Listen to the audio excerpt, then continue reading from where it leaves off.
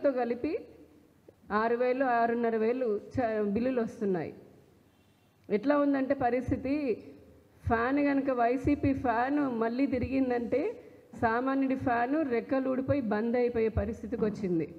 ఇంత దారుణంగా ఈ రాష్ట్రంలో ప్రజలని పట్టి పీడిస్తున్నారు. ఒక పక్క మైనింగ్, ఇంకొక పక్క అక్రమ మద్యం ద్వారా ఇప్పుడు పెచ్చుమీరిపోతున్నటువంటి గంజాయి. అసలు ఒకప్పుడు అయితే గతంలో సాధారణంగా మనం చూసుకుంటే నవంబర్ డిసెంబర్ ఆ కాలంలో గంజాయి సాగు ఎక్కువగా సాగుతూ ఉంటుంది. ఎక్సైజ్ శాఖ కూంబింగ్ చేస్తూ ఉంటారు వాళ్ళు.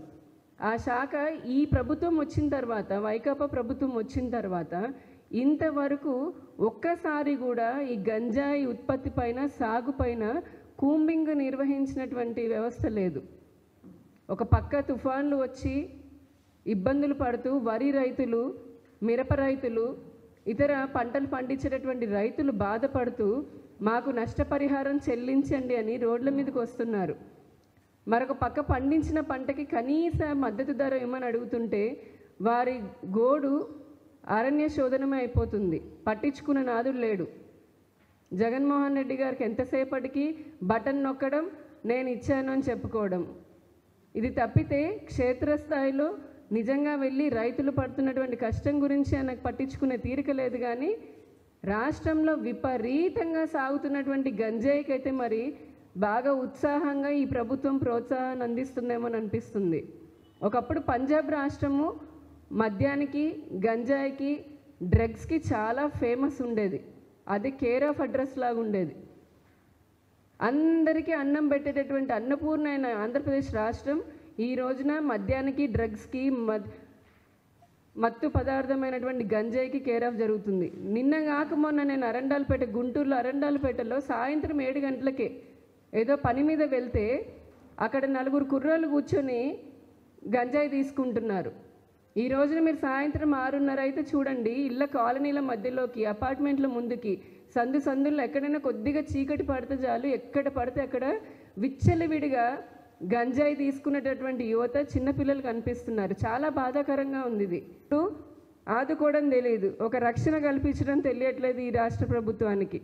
భారతీయ జనతా పార్టీ తరఫున మేము డిమాండ్ చేస్తున్నాము, వెంటనే ఈ విద్యుత్ ఛార్జీలను తగ్గించాలి. అలాగే రాష్ట్రంలో ఇమ్మీడియట్గా ఎక్సైజ్ శాఖ ఈ గంజాయి సాగు పైన కూంబింగ్ జరిపి ఈ డ్రగ్స్ వీటన్నిటినీ కూడా చిన్నపిల్లలకి, యువతకి అందనీయకుండా డ్రగ్ రహిత, గంజాయి మత్తు పదార్థ రహిత ఆంధ్రప్రదేశ్ని మీరు వెంటనే ఆ దిశగా తీసుకొని వెళ్ళాలని, మహిళలకి తగిన రక్షణ కూడా కల్పించాలని భారతీయ జనతా పార్టీ డిమాండ్ చేస్తోంది. ధన్యవాదాలు. పౌష్టికాహారం దగ్గర నుంచి అందులో పనిచేసే ఆయాలు ఎవరైతే ఉంటారో వారి జీతభత్యాల వరకు కూడా కేంద్ర ప్రభుత్వం నిధులు ఇస్తుంది. 60% నుంచి 70% వరకు కేంద్ర ప్రభుత్వం నిధులతో నడుస్తుంది. ఆ మిగిలినటువంటి 20-30% అది కూడా రాష్ట్ర ప్రభుత్వం తన వాటా తను సరిగ్గా ఇవ్వకుండా వారిని, ఆ వర్కర్లని వేదనకి గురి చేస్తున్నారు. ఇంకొకటి చూస్తే జగన్మోహన్ రెడ్డి గారు ప్రతిపక్ష నేతలాగా ఉన్నప్పుడు పాదయాత్రలో ఎలాగైనా సరే అధికారంలోకి రావాలి అని చెప్పని అమలు కాని హామీలన్నీ లెక్కకి లేనటువంటి ఇచ్చారు.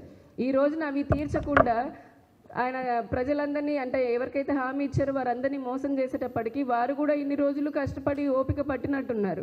ఇప్పుడు ఇంకా వారిలో కూడా సహనం పోయింది. అందుకే రాష్ట్ర ప్రభుత్వం పైన ఎదురు తిరుగుతూ ఉన్నారు. ఇది దాదాపుగా అందరి ఉద్యోగస్తుల పరిస్థితి. సచివాలయ ఉద్యోగుల దగ్గర నుంచి మనం చూస్తే ఆశా నెట్వర్క్, ఆశా కానీ, ఏఎన్యూ వాళ్ళు కానీ, ఇలాంటి అందరూ దాదాపుగా మన ప్రైవేట్ టీచర్స్ కానీ, జూడాలు కానీ, ఎవరినైనా చూడండి, ఎవరికైతే ఈయన పాదయాత్రలో హామీ ఇచ్చారో ఆ రోజు నమ్మి ఆయనను గెలిపించుకోవడానికి వారు సహకరించారు. ఈరోజు వారందరూ వ్యతిరేకంగా ఎదురు తిరుగుతున్నారు. ఇప్పటికీ రాష్ట్ర ప్రభుత్వం చెప్పినటువంటి ఇచ్చిన సలహాలతో, వారితో మధ్య జరిగినటువంటి చర్చలతో వీరు సంతృప్తి చెందినట్టుగా మనకు కనపడట్లేదు. పత్రికల్లో చూస్తుంటే కనుక వారు ఈ సమ్మెను ముందుకు తీసుకెళ్తామన్న భావనలోనే ఉన్నట్టున్నారు.